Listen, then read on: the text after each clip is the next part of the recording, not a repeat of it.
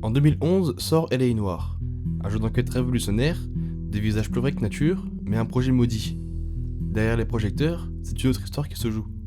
Une histoire d'ambition démesurée, de crunch infernal, de trahison en interne. Alors aujourd'hui, on va parler de l'histoire tragique d'un jeu oublié. Cette vidéo a pour but de mettre un peu plus de lumière sur ce jeu et son développement. À l'époque, certains étaient peut-être un peu trop petits pour y jouer et pour avoir eu des échos sur son développement. Et je trouvais ça intéressant d'en parler et peut-être de faire découvrir cette histoire et ce jeu par la même occasion. Alors allons-y, rentrons dans le vif du sujet.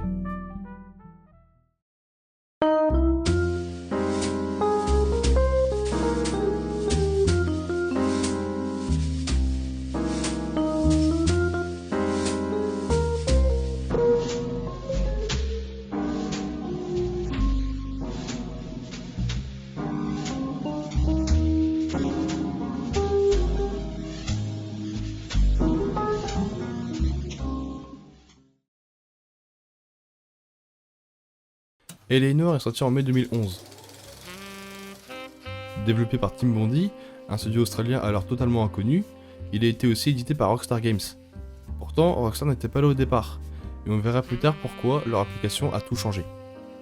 Le jeu nous plonge dans un Los Angeles de 1947, une ville recréée avec un souci du détail hallucinant, où on y incarne Cole Phelps, vétéran de la Seconde Guerre mondiale, décoré, ancien lieutenant des marines. Démobilisé, il s'engage dans la police pour nettoyer sa ville, mais va rapidement découvrir que la corruption y est omniprésente, y compris dans ses propres rangs. La structure du jeu repose sur une montée en grade, de simples policiers en brigade de circulation, à la brigade criminelle, jusqu'aux mœurs. Chaque enquête fonctionne comme un mini-film noir. Scène de crime, recherche d'indices, interrogatoire de témoins, analyse de preuves, tout est pensé pour nous immerger dans l'ambiance des polars classiques.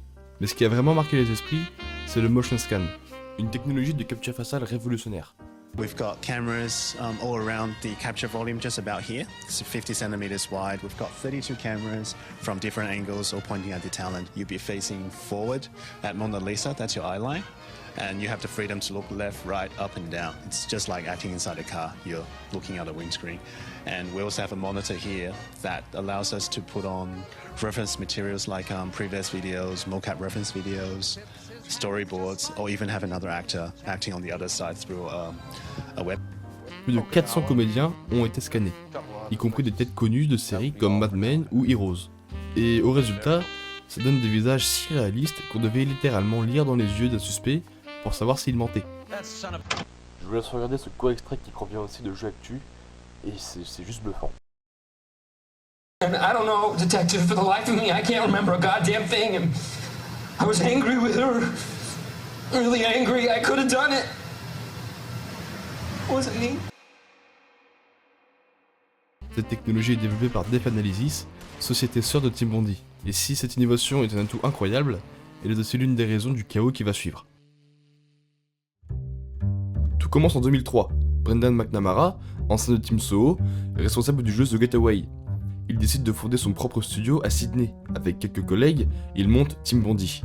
Très vite, Sony est intéressé par leur concept d'un jeu d'enquête mature, le jeu est pensé à la base pour la PS2, mais tout est encore flou. Il n'y a pas de direction artistique claire, peu d'outils techniques et surtout aucun cadre de production. Un ancien employé raconte: il ne semblait pas y avoir beaucoup de direction, ni de technique, ni artistique, ni globale. Nous étions livrés à nous-mêmes.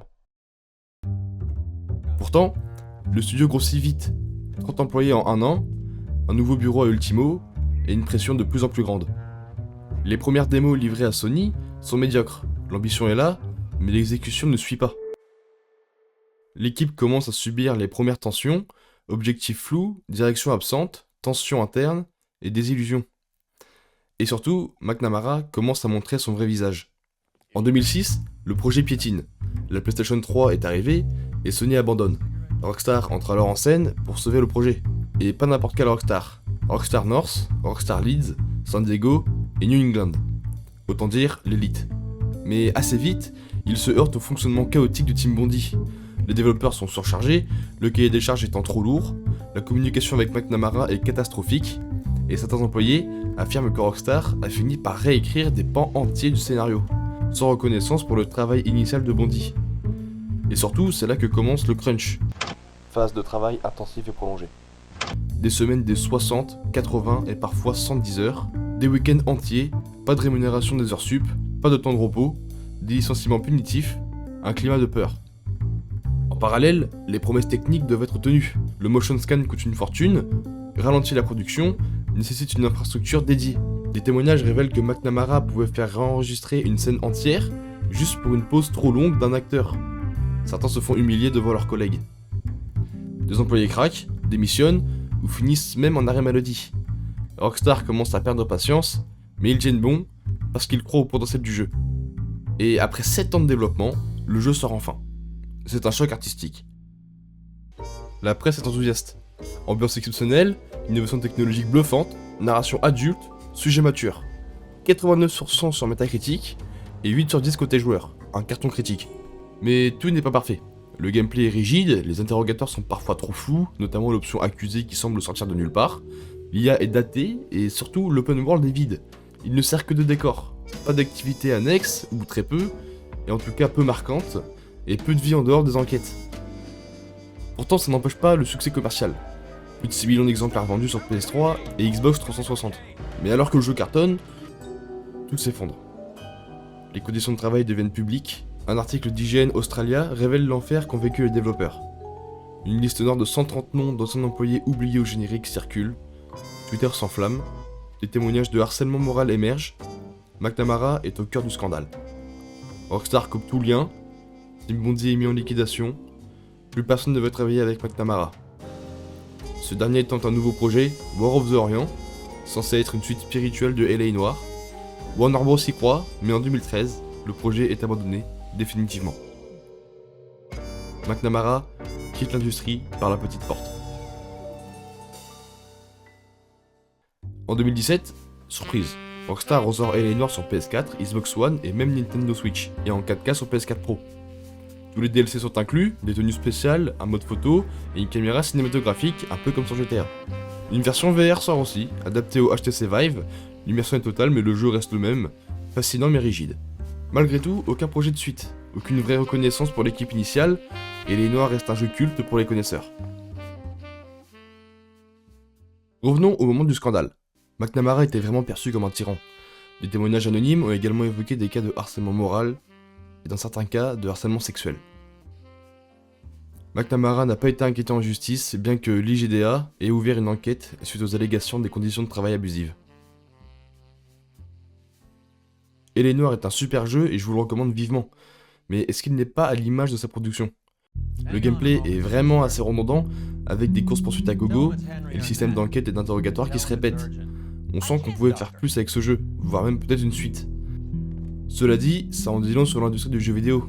Déjà à l'époque, il y a eu bien d'autres scandales similaires avec d'autres boîtes, et même avec Rockstar, qui eux aussi ont eu leur lot de scandales avec Red Dead Redemption 1 en 2010 et aussi le 2 en 2018, avec des périodes de crunch énormes. D'autres studios ont aussi été pointés du doigt, comme CD Projekt ou Naughty Dog. Comme si c'était une norme dans ce milieu, surtout pour des jeux AAA.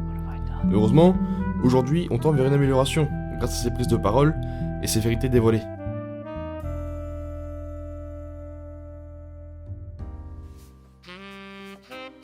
C'est la fin de cette vidéo, merci de m'avoir écouté.